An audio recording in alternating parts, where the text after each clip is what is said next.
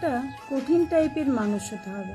একটা কঠিন টাইপের মানুষ হতে শিখুন, যাকে বলে না মনটা শক্ত। কারণ এটার খুব দরকার। কেউ তোমাকে গুরুত্ব না দিলে তুমিও তাকে গুরুত্ব দেবে না। কেউ তোমাকে ভালো না বাসলে তুমিও তাকে ভালোবাসবে না।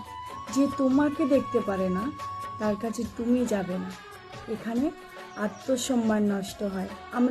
আমাদের হয় না, আমাদের চারপাশে যারা থাকে তারা আমাদেরকে অনেক আঘাত করে।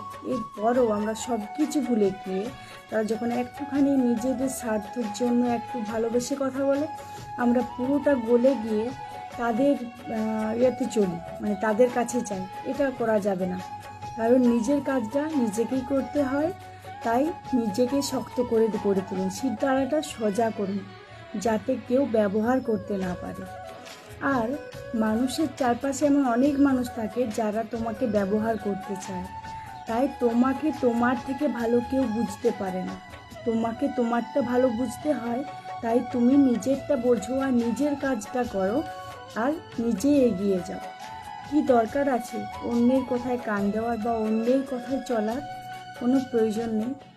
তাই সব ভগবানের উপর ছেড়ে দাও আর নিজের কাজটা নিজে করো আর চলো।